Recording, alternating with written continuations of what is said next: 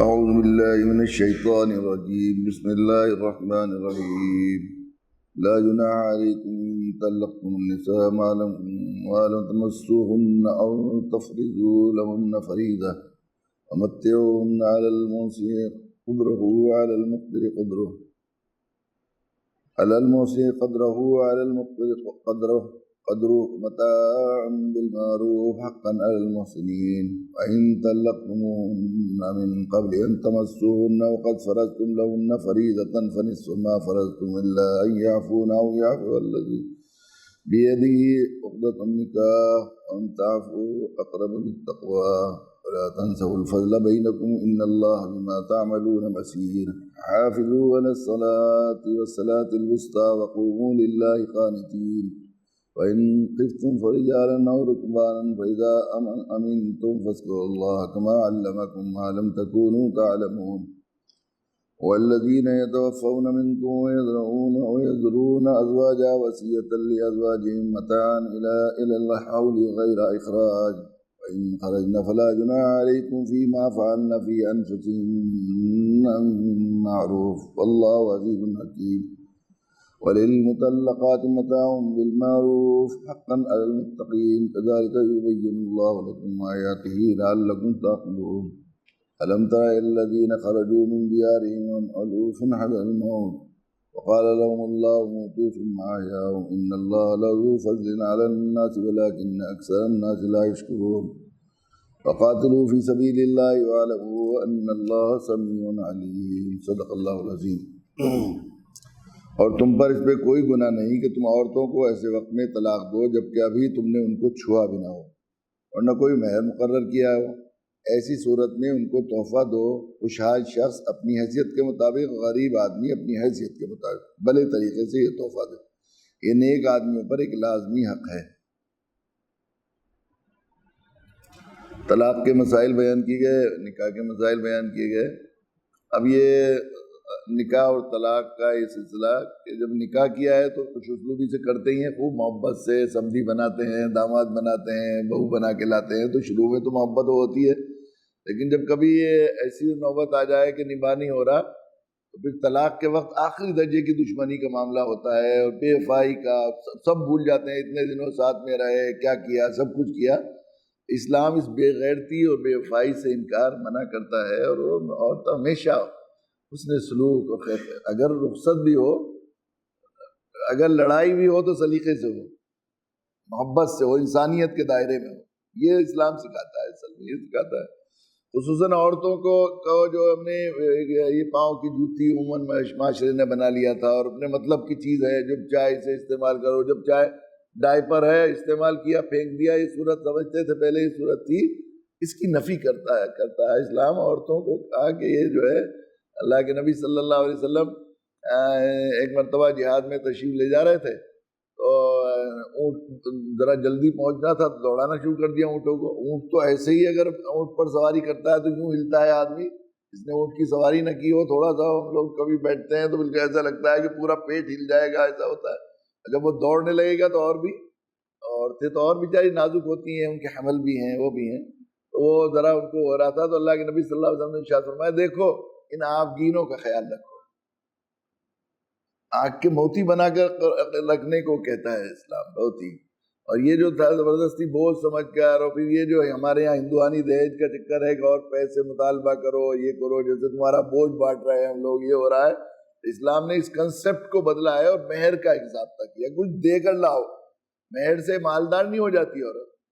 کتنا مہر ہوتا ہے، زیادہ بھی ہو تو کتنا ہوتا ہے کتنے دن تک. لیکن یہ فکر کو بدلا ہے کہ کچھ دے کر لاؤ. جس نے اپنا کلیجہ نکال کر دے دیا، اپنی لخت جگر کو دے دیا، اس سے اور کیا اس سے زیادہ چاہتے ہو تم؟ تو کچھ دے کر لاؤ. اگر تم نکاح کر لیا تو نکاح کرنے کے بعد اگر کوئی ایسی بات ہو گئی، پتہ لگ گیا، ایسا بہت مرتبہ ایسا ہوتا ہے کہ بھئی یہ صحیح نہیں ہے نکاح، یا طبیعت نہیں چلی، یہ لڑکا بالکل تیار نہیں تھا، اس وقت کر لیا ہے، تو پھر یہ کرو کہ کچھ نہ کچھ ان کو دے کر اپنا پھر جو ہے رخصت کرو. اس سے پہلے جب تک یہ اصل میں یہ حکم نازل نہیں ہوا تھا کہ مہر مقرر نہ کیا ہوگا. خاص طور دو طرح کے احکام یہاں ذکر کیے گئے ہیں. ایک وقت یہ کہ مہر مقرر نہ کیا ہو. مہر شرائط نکاح میں سے ہے مہر.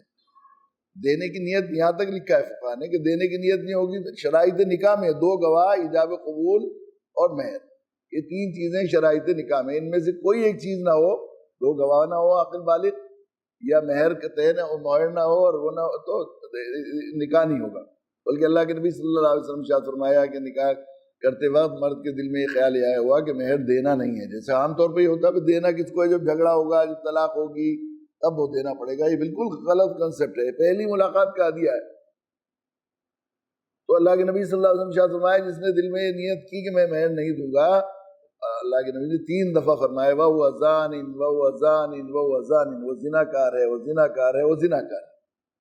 اگر مہر طے بھی نہیں کیا ہے تو نکاح ہو گئی نہیں، شرط ہے تو مہر مثل ہوگا. اس کی بہن کا مہر جو ہے وہ اتنا مہر دینا پڑے گا اسے، بہن نہیں ہے تو پھوپھی کا دینا پڑے گا. یہ مہر مثل کا ایک ضابطہ اور قاعدہ ہے، دینا پڑے گا. تو اب مہر طے نہیں کیا ہے، اگر مہر طے نہیں کیا ہے تو تم نے اس سے پہلے طلاق دے دی کہ ان کو چھوا نہیں یا علیحدگی نہیں ہوئی، رخصت نہیں ہوئی، تو اس میں کچھ دو، کچھ ومتعوہن، کچھ دو انہیں، کچھ نہ کچھ دو جو ہے. تو علی الموسع قدرہ وعلی المقتر قدرہ، اپنی اپنی حیثیت کے، مالدار ہے تو مالداری کی اپنی شاید نشان دے، کوئی غریب ہے تو غریب اپنی شاید نشان دے، لیکن دے کچھ ایسا اچھا. متاع بالمعروف، اسے جو ہے نیک آدمیوں پر لازمی حق ہے، یہ حقاً علی المحسنین، نیک لوگوں پر یہ حق ہے. اس سے پہلے یہ تھا جب تک مہر طے نہیں ہوا ہے تو اس کے اوپر حق ہے کہ کچھ نہ کچھ دے، کچھ جوڑا دے دے، بعض ہوتا ہے کہ غلام دے دے، الگ الگ اس کے لیے وہ ہے کہ ایک خادم دے دے، غلام دے دے، ایک جوڑا دے دے، کچھ جو ہے کوئی اور چیز دے دے، اسے کچھ نہ کچھ دے دے. وَإِن طَلَّقْتُمُوهُنَّ مِن قَبْلِ أَن تَمَسُّوهُنَّ فَقَدْ فَرَضْتُمْ لَهُنَّ فَرِيضَةً فَنِصْفُ مَا فَرَضْتُمْ إِلَّا أَن يَعْفُونَ أَوْ يَعْفُوَ الَّذِي بِيَدِهِ عُقْدَةُ النِّكَاحِ.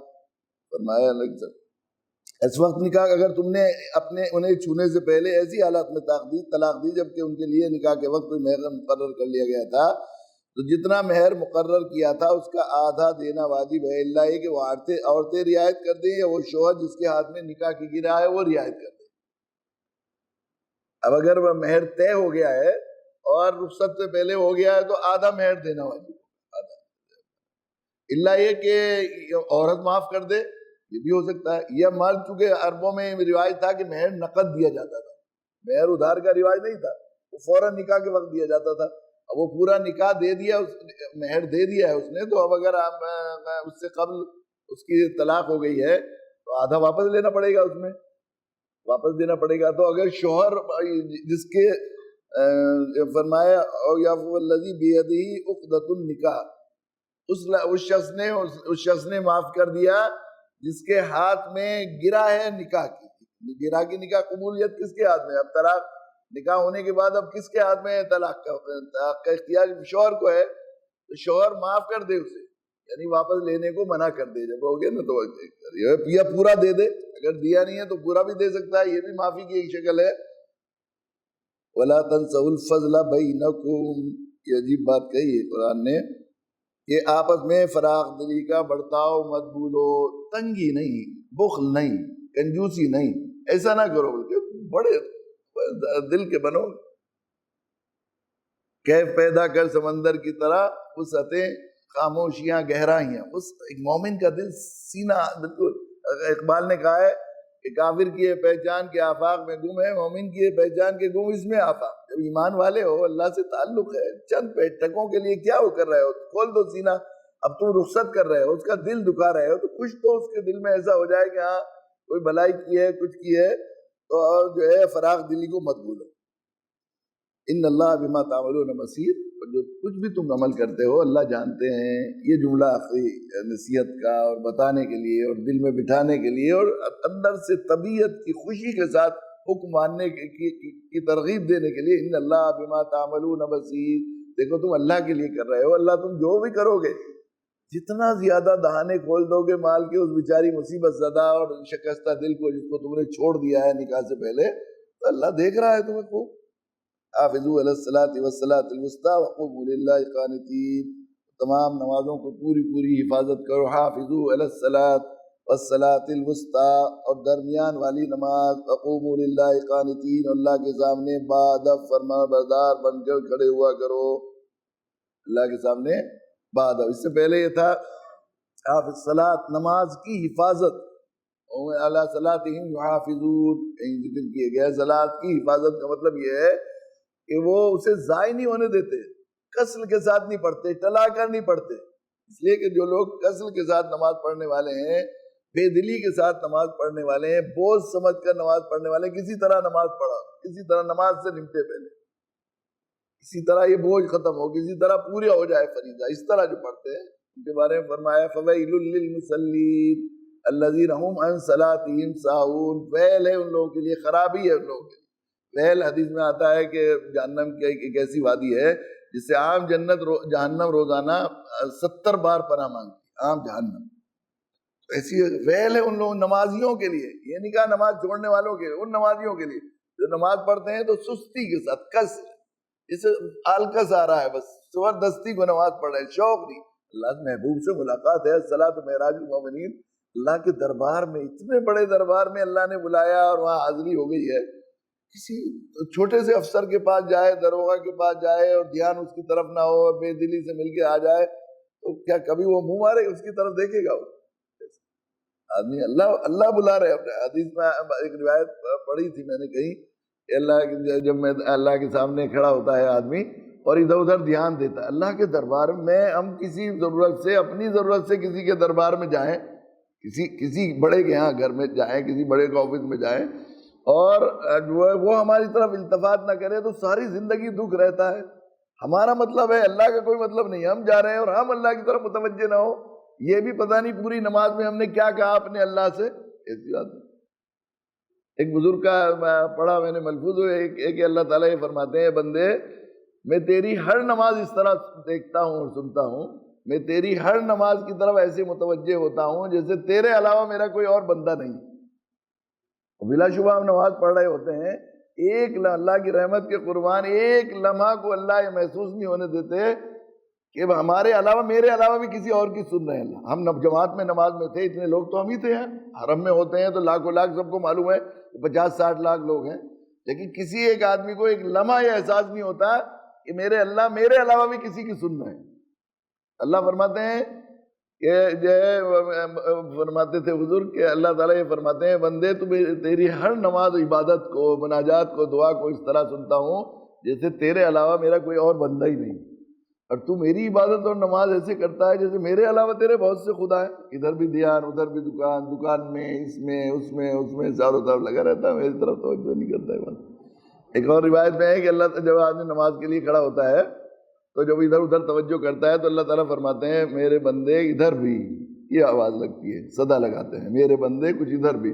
پھر دوبارہ ہوتا ہے تھوڑی دیر بعد، پھر کہتے ہیں میرے بندے کچھ ادھر بھی. پھر تیسری دفعہ، 3 دفعہ ہر نماز میں کہ بندے کو متوجہ کرتے ہیں اللہ تعالیٰ، میرے بندے ہم تیرے رب ہیں، یعنی تیری ساری ضرورت پوری کرنے والے. ہم نے تیری ماں کی چھاتیوں میں دودھ بھیجا، تیرے لیے ماں دی، یہ کھانے کو دیا، پینے کو دیا. پھر اس کے بعد یہ متوجہ نہیں ہوتا تو اللہ تعالیٰ اپنا التفات بھی ہٹا دیتے ہیں اس کی طرف سے. اور ہر واقعی نماز میں اگر ذرا تھوڑا شعور کے ساتھ وہ کرے تو تھوڑی دیر کو جھٹکا ضرور لگتا ہے کہ کچھ ذرا دیر کو کچھ نہ کچھ توجہ سی ہوتی ہے، ایسا اس صدا کا اثر ہوتا ہے. تو یہ کسل کے ساتھ نہیں. وَإِذَا قَامُوا إِلَى الصَّلَاةِ قَامُوا كُسَالَىٰ إِنَّ الْمُنَافِقِينَ يُخَادِعُونَ اللَّهَ وَهُوَ خَادِعُهُمْ. اللہ کو دھوکہ دے رہے ہیں، اللہ کو نہیں دھوکہ دے رہے، وہ اپنی جانوں کو دھوکہ دے رہے ہیں. وہ نماز کے لیے کھڑے ہوتے ہیں تو کسل سے، بالکل ڈھیلے ڈھالے کھڑے ہوتے ہیں، شوق سے نہیں. جیسے محبوب سے ملنے جا رہے ہیں تو شوق سے اس کی طرف.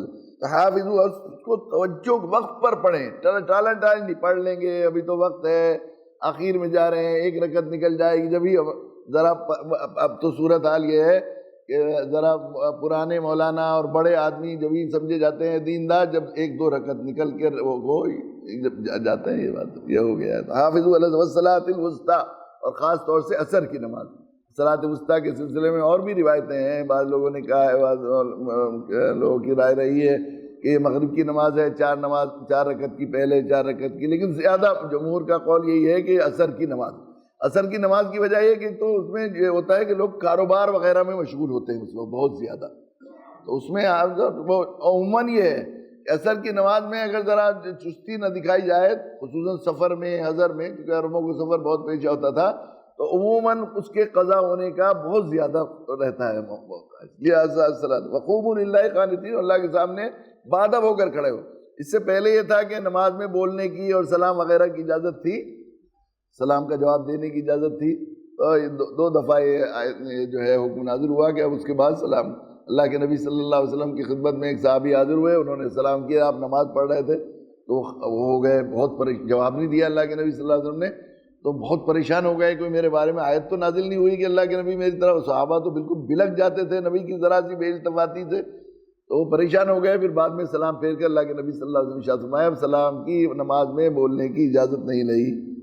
فَإِنْ خِفْتُمْ فَرِجَالًا أَوْ رُكْبَانًا، اور اگر تم ایسے وقت میں ہو لڑائی میں خوف ہے تمہیں کہ بیچ میں نماز پڑھو گے تو حملہ کر دیں گے، یا کوئی ایسا وقت ہے کہ آپ فتح کا بالکل قلعہ فتح کر رہے ہیں اور بالکل ایسے اس میں ہے، تو جیسے بھی چل رہے ہوں یا سفر پر ہو تو ایسی نماز پڑھ لو، اشارے سے پڑھ لو. فَإِذَا أَمِنْتُمْ فَاذْكُرُوا اللَّهَ كَمَا عَلَّمَكُمْ مَا لَمْ تَكُونُوا تَعْلَمُونَ، اور جب تمہیں امن ہو جائے تو اللہ کا ذکر اس طریقے سے کرو جس طرح تمہیں اس نے سکھایا ہے، جس سے تم پہلے ناواقف تھے. اللہ نے جس طرح نماز پڑھنے کو بتایا پھر اسی طرح پڑھ لو. یہ خوف کی نماز ہے.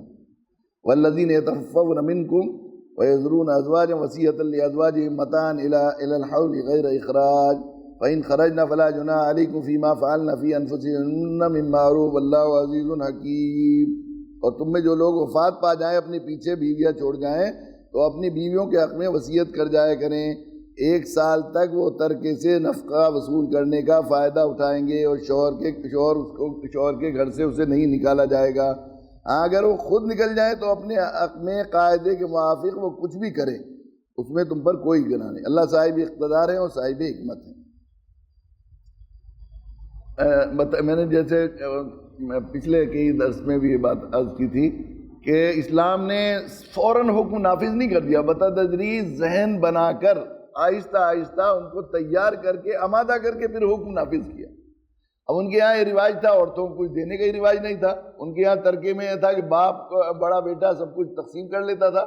تو شروع میں وصیت کا حکم دیا کہ خود اپنی مرضی سے اپنے آپ وہ کرے، فرض کی وصیت، یہ فرض کرے باپ کو اتنا دیا جائے، میری بیوی کو اتنا دیا جائے، میرے بچوں کو اتنا دیا جائے، چھوٹے بھائی بہنوں کو اتنا دیا جائے. یہ کیا گیا. اسی طرح یہ جو ہے عورتوں کے سلسلے میں بھی یہ تھا، تو اس میں ایک وصیت کی، یہ بھی کی کہ اگر کوئی مر جائے تو وہ مرنے سے ہر آدمی مرنے سے پہلے وصیت کر کے جائے کہ میرے لیے میری پہلے 1 سال کی عدت تھی اسلام کے آنے سے، پھر یہ 4 مہینے 10 دن، اسلام نے 4 مہینے 10 دن کی میت کی عدت جو ہے، طلاق کی عدت تو 3 حیض ہے، لیکن کسی کا شوہر مر جائے تو 4 مہینے 10 دن رکھی ہے، اب 1 سال کے بجائے 4 دن. لیکن یہ رہا شروع میں حکم یہ دیا کہ بھئی وہ جو ہے وصیت کر جائے کہ 1 سال تک اسے گھر سے نہ نکالے اور 1 سال تک اس کا خرچ بھی اسے دیا جائے، اس کے رہنے کھانے کا خرچ بھی دیا جائے. لیکن ہاں اس سے پہلے 4 مہینے 10 دن کے بعد عورت آزاد ہے، اگر وہ کسی دوسرے سے شادی کر کے وہاں سے جانا چاہے تو جا سکتی ہے، لیکن 4 مہینے 10 دن سے پہلے وہاں سے نہیں جا سکتی ہے. 1 سال کا خرچ اس کا حق ہے. یہ اس وقت تک تھا جب تک کہ یہ ترکے کا حکم، وراثت کا حکم نازل ہوا. جب لوگوں میں ذہن بن گیا اپنے مال کو بانٹنے کا اور دوسرے رشتہ داروں کو اور سب لوگوں کو دینے کا بنا دیا گیا، تو پھر یہ وراثت کا حکم نافذ ہو گیا. اور وراثت کا حکم ایسا بیلنسڈ حکم ہے، ایسا معتدل ہے، اور ایسا کہ وہ اگر صرف ہم وراثت کے مسائل کو لوگوں کو بتا دیں، اگر عملاً اسلامی وراثت پر ترکے کی تقسیم پر مسلمان عمل کرنے لگے ہیں تو کتنے لوگ اسلام میں آ جائیں گے. حضرت مولانا عبدالکریم پاری صاحب رحمۃ اللہ علیہ تو بارہا فرمایا کرتے تھے کہ میرے پاس ایک دفعہ ناگپور کی عورتیں آئیں، ایک دفعہ بتایا انہوں نے کہاں بمبئی کی خواتین اکٹھی ہو کر آئیں کہ مولانا آپ مسلمانوں سے ترکے کا جو اسلامی قانون ہے اس کے مطابق وراثت میں حصہ دلوا دیجئے، ترکے کا حصہ. تو ہم وعدہ کرتے ہیں آپ سے، ساری ہندو عورتوں کو ہم سڑکوں پر لے آئیں گے کہ ہمارے لیے مسلم پرسنل لا لاگو کیا جائے. وہ ایسا ہے، اتنا اس میں کیا گیا، انصاف ہے اور اتنا عدل ہے اور اتنا توازن ہے، اتنا اعتدال ہے اس میں. مگر ہمارے یہاں عمل ہی نہیں، مر گئے، کرتے ہی نہیں اسلامی خود کو جو ہے. حالانکہ حقوق العباد کے سلسلے میں کتنا حصہ، 1 درہم، 1 دانق 3 دمڑی کہتے، 1 دانق مال حرام کی کھائی ہوگی، 700 مقبول نمازیں دینی پڑے گی. اور اس کو حرام سمجھتے ہی نہیں، ترکے کا یا مہر کھا لیا یا جو چیز جو حصہ جو حق بیوی کا تھا وہ دینا تھا وہ نہیں دیا، ظلم پر ظلم کرتے رہتے ہیں اور چوری کرتے رہتے ہیں۔ وَلِلْمُطَلَّقَاتِ مَتَاعٌ بِالْمَعْرُوفِ، اور مطلقہ عورتوں کے قاعدے کے مطابق فائدہ پہنچانا متقیوں پر ان کا حق ہے۔ حقاً المتقین، تقوی، چونکہ پورا نصاب تقوی کا چل رہا ہے، قرآن مجید ہے ہی تقوی کا نصاب، اس لیے کہ متقی کیسے بنے، کیسے احتیاط کی زندگی آ جائے، ڈر ڈر کے جینا کیسے نصیب ہو جائے، نافرمانی سے بچنا، ہوش مندی کے ساتھ جینا کیسے نصیب ہو جائے۔ ہر متقی پر جو ہے وہ ان کے ساتھ طلاق جن کو طلاق دے رہے ہو، چھوڑ رہے ہو، کتنا ان پر حادثہ ہے، کتنا یہ ان کے لیے تکلیف دہ بات ہے، کیسی دل شکستگی کا وقت ہے۔ ایک شکستہ دل، پریشان حال جس کے ساتھ تمہارا رشتہ بھی رہ چکا ہے، تمہارے ساتھ تم اس سے فائدہ اٹھا سکے ہو، اس کو ہر طرح سے اس سے جو ہے لذت اور سکون حاصل کر سکے ہو، اس کی خدمت سے فائدہ اٹھا سکے ہو، تو اس کے ساتھ کچھ جو ہے تمہارا وہ کرنا جو ہے خیر خواہی کرنا ہے متقیوں پر ہے۔ کذالک یبین اللہ لکم آیاتہ لعلکم تعقلون، اللہ اپنے احکام اس طرح وضاحت سے تمہارے پاس ساتھ بیان کرتے ہیں تاکہ تم جو ہے سمجھداری سے کام لو، عقل والے بنو، ہوش حواس میں رہو، ہوش کے ناخون لو، اللہ تعالیٰ کھول کھول کر بتا رہے ہیں۔ اب یہاں پر ایک واقعے کی طرف ذکر کیا، الم تر الذین خرجوا من دیارہم، کیا تمہیں ان لوگوں کا حال معلوم نہیں ہوا جو موت سے بچنے کے لیے اپنے گھروں سے نکلے آئے تھے۔ الم تر الذین، بہت پرانا واقعہ ہے، بنی اسرائیل کا واقعہ بعض لوگوں نے لکھا ہے، لیکن اس طرح کے واقعات الم تر کیف فعل ربک، کیا آپ نے نہیں دیکھا؟ اب اللہ کے نبی صلی اللہ علیہ وسلم اس زمانے میں دیکھ تھوڑے ہی رہے تھے، آپ کی پیدائش سے پہلا واقعہ ہے، اور یہ تو بہت ہی پہلا واقعہ ہے۔ یہ اصل میں علم ترت مطلب یہ ہے کہ گویا آپ اتنا بعض ایسے مشہور واقعات تھے جو عربوں میں اور جس وقت نازل ہوئی تو بہت مشہور تھے، لوگوں میں ذکر ہوتا تھا، تو وہ گویا ایسے تھے جیسے دیکھے ہوئے واقعات تھے، جیسے دیکھے ہوئے واقعات۔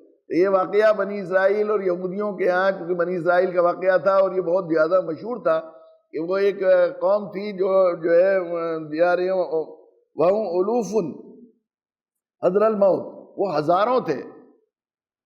کیا تم نے ان لوگوں کا نہیں دیکھا جو اپنے گھروں سے نکل گئے تھے موت سے ڈر کر؟ وہ ہزاروں تھے، ہزاروں کی تعداد میں تھے، بعض روایت میں ہے کہ 10,000 تھے وہ۔ تو وہاں طاعون پھیل گیا، طاعون آیا تو طاعون سے بچنے کے لیے وہ بستی سے نکل گئے موت سے ڈر کر، اور ڈر کر وہ پہاڑوں کے بیچ میں چلے گئے، ایک پہاڑ دو پہاڑوں کے بیچ میں رہنے لگے۔ تو وہاں اللہ تعالیٰ نے ایک فرشتے کو بھیجا، فرشتے کو بھیج کر حکم دیا فقال لهم اللہ موتوا، اور اللہ نے حکم دیا اپنے سیدھے یا فرشتے کے واسطے سب مر جاؤ۔ تو 10 کے 10,000 ایک آن میں مر گئے سب کے سب۔ اب ان کی تدفین کیسے ہو؟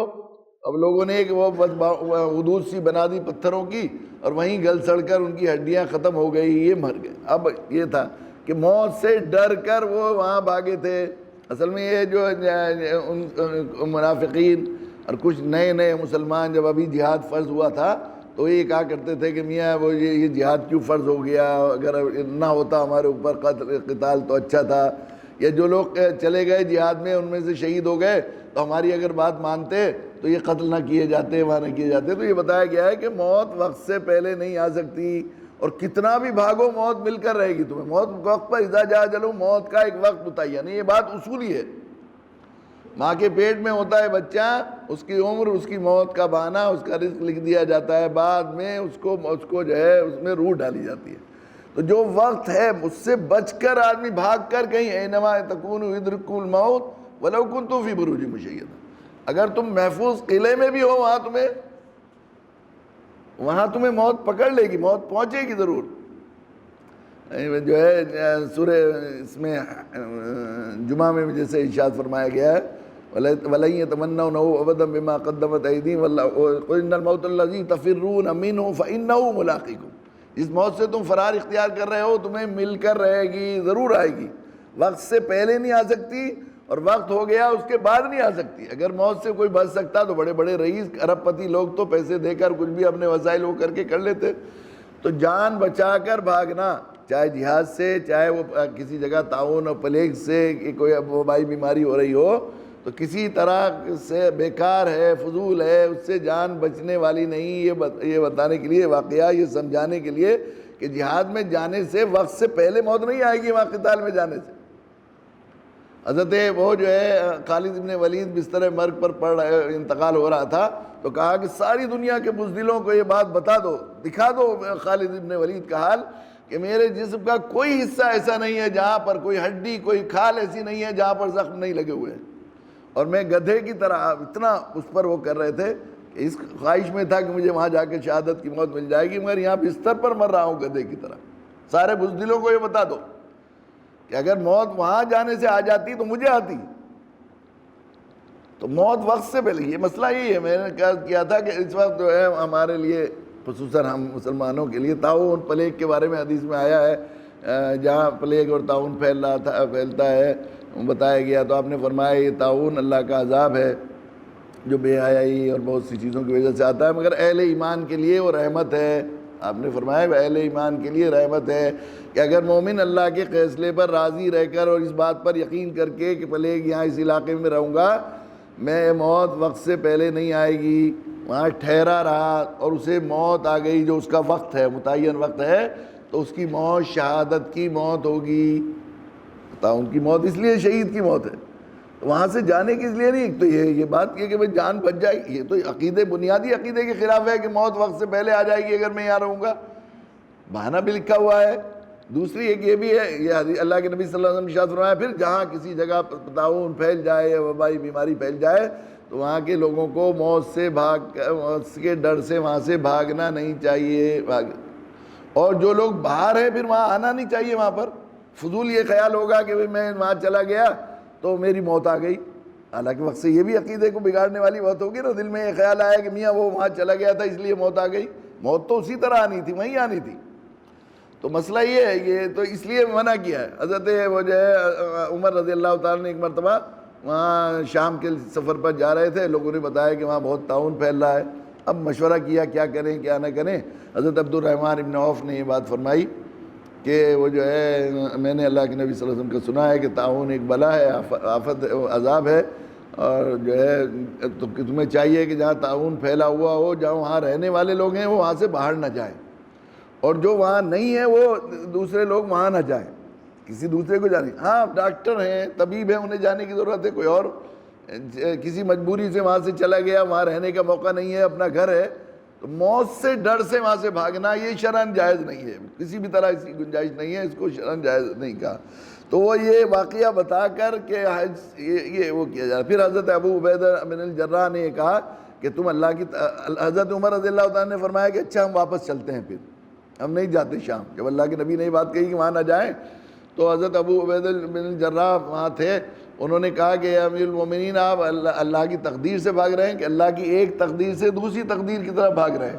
اللہ نے یہ تقدیر کی ہے کہ وہاں جائیں تو نہ جائیں، اور ویسے طبی لحاظ سے بھی یہ بات ہے کہ وہاں جو رہ رہا ہے وہ وبائی بیماریاں ایک دوسرے سے پھیلتی ہے کچھ نہ کچھ، تو وہ اگر وہاں سے جائے گا آدمی جس میں جراثیم سرایت کر چکے ہیں، دوسری جگہ جائے گا تو وہاں تک پہنچا دے گا، یہ بھی وہاں جائے گا تو پھر اس ایک ہی عقیدے کی وہ پیدا ہو جائے گی۔ تو میں رات بھی عرض کر رہا تھا کہ اصل میں مرض یہ تو کوئی اس کی تو گنجائش ہی نہیں ہے ایک ایمان والے کے لیے کہ وہ موت سے ڈرے، موت سے ڈرنا نہیں۔ اور میں نے کہا کہ جب یہ موت کا شوق پیدا کرنا، اللہ کی ایسی محبت کہ اللہ سے ملاقات کا شوق پیدا ہو جائے، یہ مطلوب ہے، اس کا مکلف بنایا انسان نے۔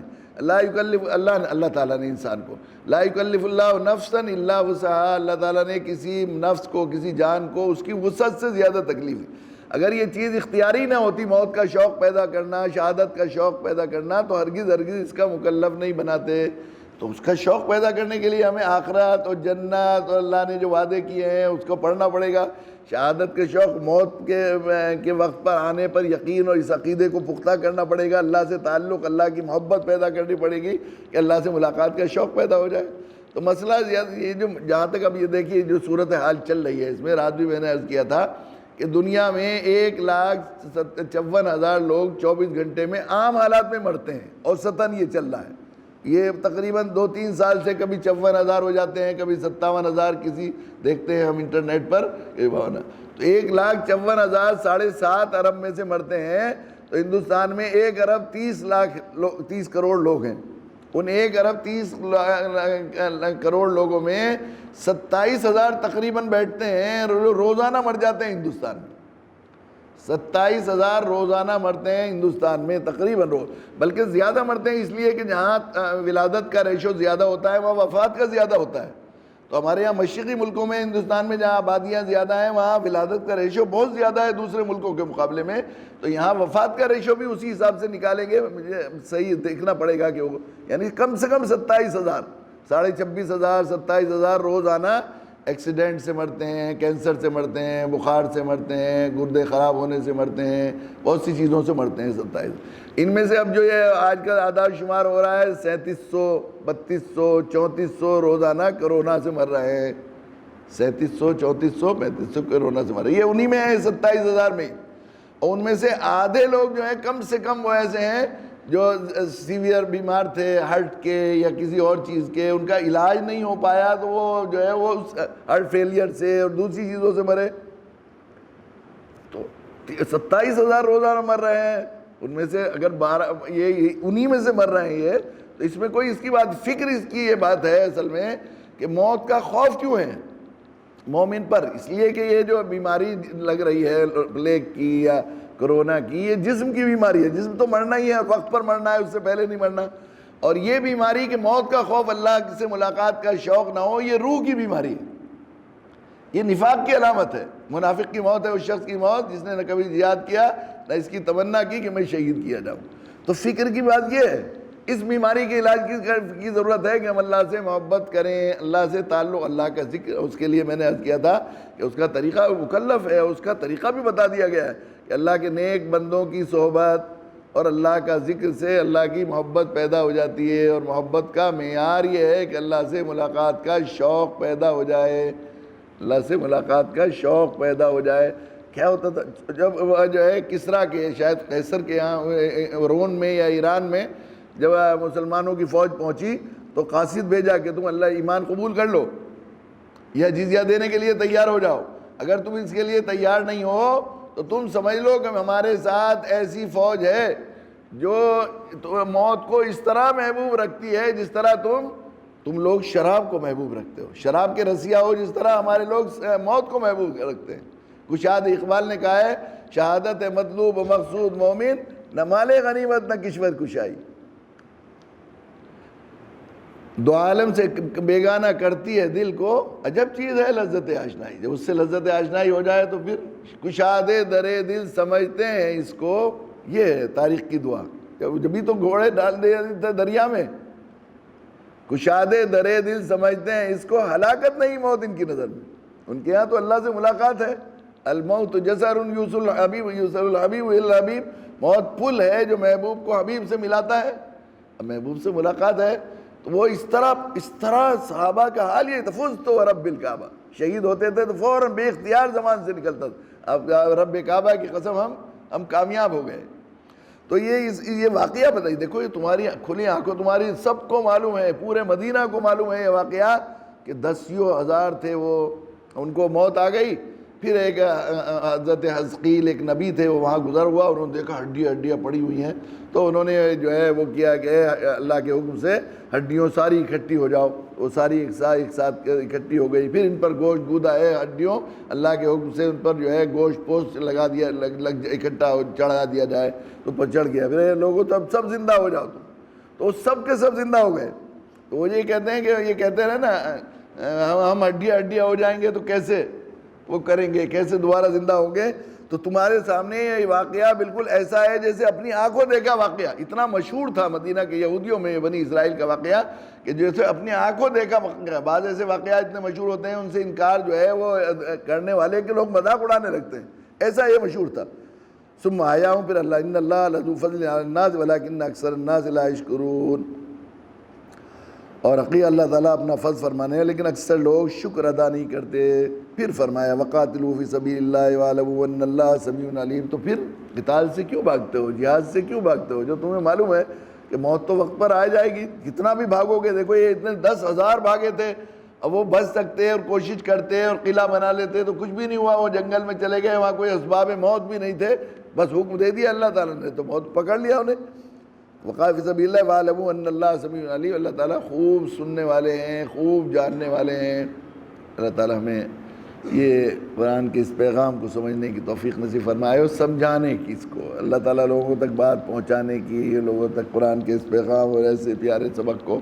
ایک ایک چیز ایسی ہے کہ جس نے زندگی کی ہر چولوں کو صحیح کرنے کا اللہ تعالیٰ نے انتظام کیا. ایک ایک حکم ایسا ہے جس میں خیر ہی خیر ہے، رحمت ہی رحمت ہے. کیسی شفقت اور کیسی رحمت سے اللہ تعالیٰ مثالیں دے دے کر، پرانے لوگوں کے واقعات سمجھا کر. انسان کی فطرت اور مزاج یہ ہے کہ واقعات، حضرت مولانا فرمایا کرتے تھے کہ واقعات اور حکایات جو ہے بہترین واعظ ہوتے ہیں. جب آدمی واقعات، اس لیے اللہ تعالیٰ نے لاڈ کے ساتھ، جیسے بوڑھی مائیں اور دادیاں شفقت و محبت کے ساتھ پرانے لوگوں کے قصے سنا کر اپنے بچوں کو سمجھاتی ہیں اور تپکتی بھی رہتی ہیں اور پلاتی بھی رہتی ہیں، ان کے اندر خیر اور ان کے اندر جذبہ پیدا کرتی رہتی ہیں. اس طرح اللہ تعالیٰ انبیاء کے قصے، انبیاء کے زمانے کے لوگوں کے قصے، ان لوگوں کے قصے جو برباد ہوئے، جو ہلاک ہوئے، جو غلط طریقے پر چل رہے تھے، ان کے قصے، اور جو کامیاب ہوئے ان کے قصے بتا کر ہمیں سمجھا رہے ہیں. اللہ تعالیٰ ہمیں اس رحمت بھرے اس واعظ کا اور اس نصیحت کو ہمیں پوری طرح قدر کی توفیق نصیب فرمائے. وآخر دعوانا الحمدللہ رب العالمین.